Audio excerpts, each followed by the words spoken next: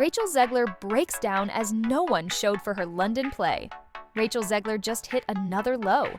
And this time, it's not a meme or a Twitter roast. It's real, live, in front of an empty London theater.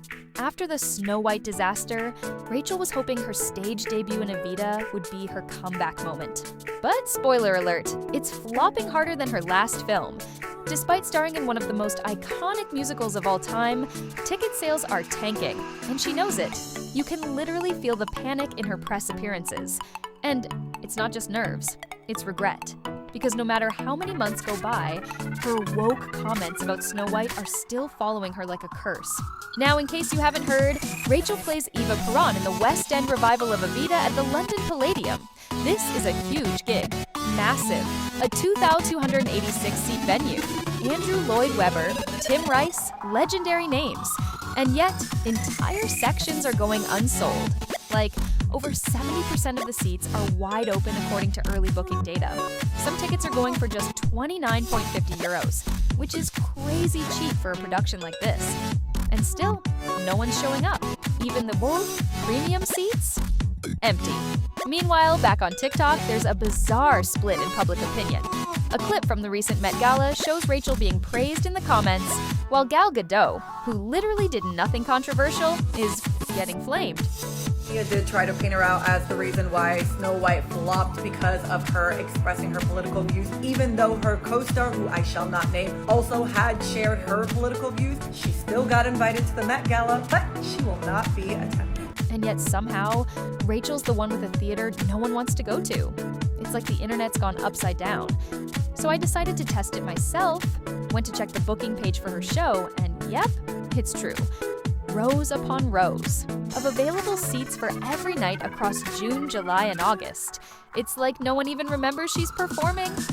Or maybe they do, and just don't want to support her anymore. It's not even about Snow White anymore. It's about Rachel. People haven't forgiven her for bashing the original story, calling the prince a stalker, and turning what should have been a nostalgic revie. No, man. She's not going to be dreaming about true love. She's dreaming about becoming the leader she knows she can be. I don't think Disney anticipated that it really has a deep and strong emotional place in their childhoods and throughout their lives. And maybe that film from 1937 did not need to be reimagined. Let's not forget, Snow White crossed $200 million at the box office and still counts as a flop. Why? Because between production, marketing, and reshoots, Disney reportedly spent close to $600 million. The loss was so brutal, they quietly shelved their Tangled remake, which was rumored to be even more modernized and politically charged. Action Rapunzel is officially happening, and Florence Pugh will allegedly play Rapunzel. And while she seems like the perfect choice for the role because of how much they look alike, people in the comments had a lot to say. From some saying that the movie's ruined already, to others saying scrap it altogether, to most people complaining that Florence is too old to play the role and Rapunzel is supposed to be 18. Which in my opinion is a ridiculous statement because Florence is in her 20s and she could easily pass for Rapunzel. So here's the truth. This isn't just a theater fail, it's a symptom of a bigger problem. Rachel Zegler is becoming Hollywood's biggest cautionary tale. Studios pushed her hard after just one major credit, West Side Story, hoping to turn her into the next face of Disney. But the audience never signed off on it. And now, after Snow White tanked and her theater seats sit empty, the message is loud and clear. Fans want authenticity, not attitude. And guess what? Theater doesn't lie. You can't edit the crowd, you can't filter the turnout. If no one buys a ticket, you're standing there performing to ghosts. It's honestly wild how the same industry that can sell out Hamilton in seconds can't even fill half the seats for Evita starring Rachel Zegler. And this isn't just a rough start or slow week, this is an ongoing pattern. The London Palladium holds 2,286 seats. It's a massive venue, but no matter the night, no matter the price, fans just aren't showing up. Sounds like you're one of the only ones there, just like Rachel Zegler as it turns out, and we part with this video of Rachel Zegler alone in the theater watching herself.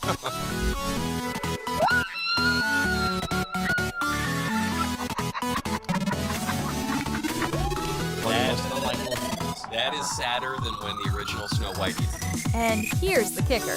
They said the show had already racked up $4 million in ticket sales before her casting was announced. So if that's true, why are there still entire rows sitting empty? Fans are calling it out. There's already Reddit threads questioning whether the 4 million figure was just PR spin to create fake hype and boost sales. The timeline doesn't make sense.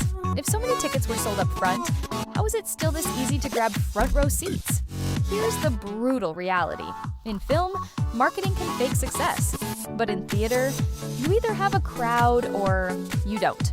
Rachel can't pull a show up at the premiere and sit in the audience pretending to be part of the fans move this time. This is live performance. She's on stage and performing in front of 200 empty seats. That's the kind of humiliation Hollywood PR can't cover up. What's even crazier is that studios are still pushing her, like relentlessly. It's starting to feel less like confidence and more like delusion. Execs are acting like if they just force Rachel onto enough stages, enough screens, enough interviews, we'll all magically love her.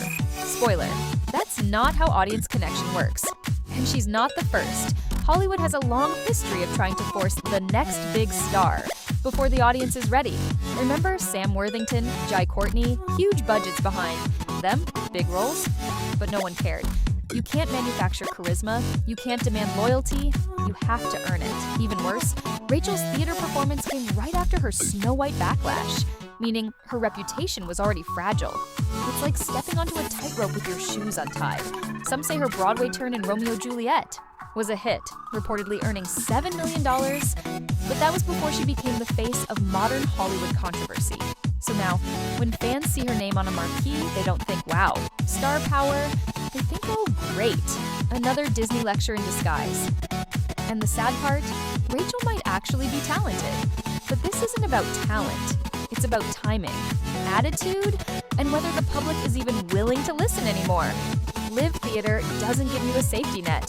If no one claps, if no one shows you feel it, every single night. Now look, this isn't about cancel culture or whether Rachel Zegler is a bad person, but we can't ignore that her public image has been shaped less by her performances and more by her own interviews.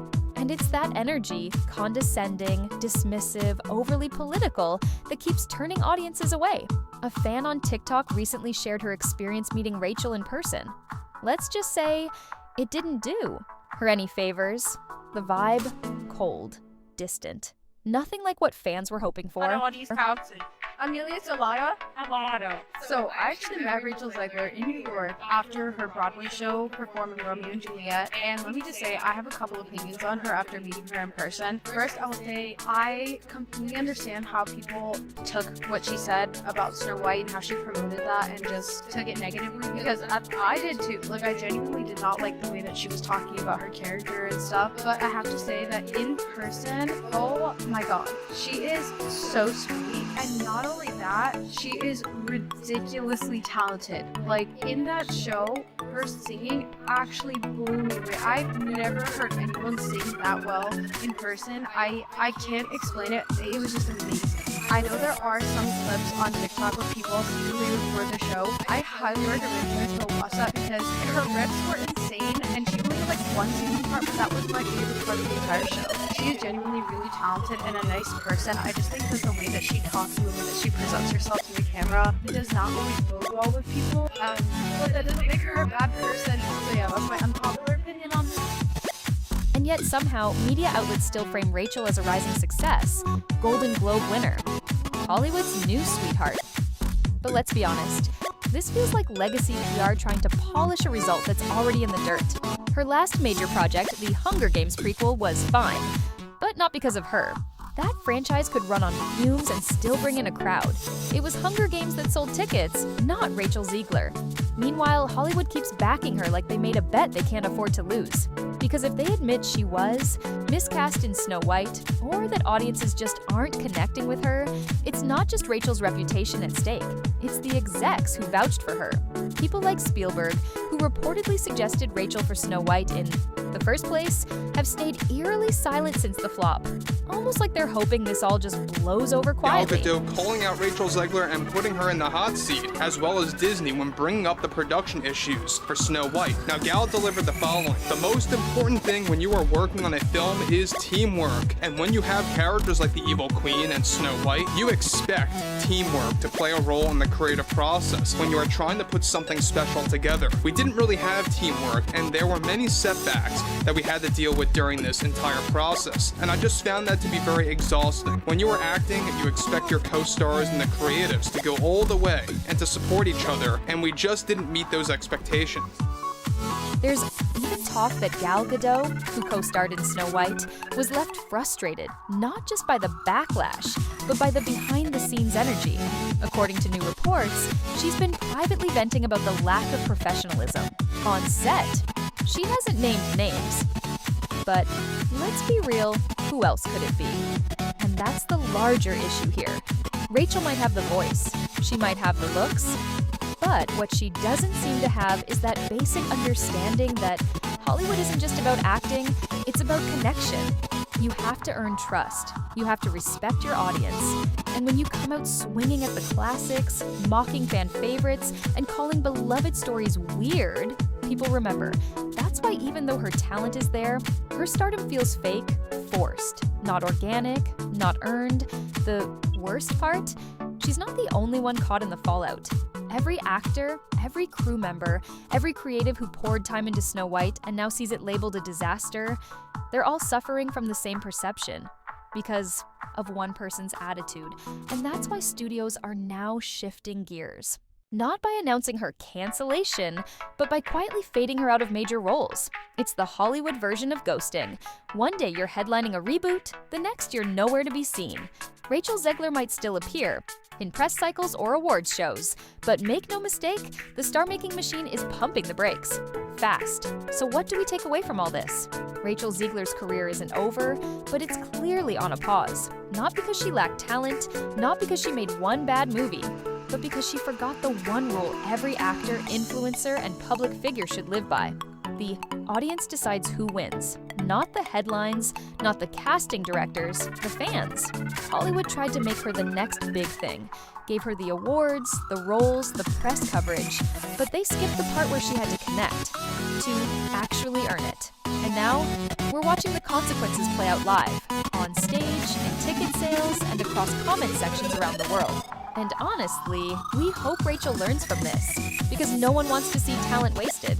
But if she doesn't, someone else will come along who does get it, who embraces the fans, respects the work, and lets the story, not the politics, shine.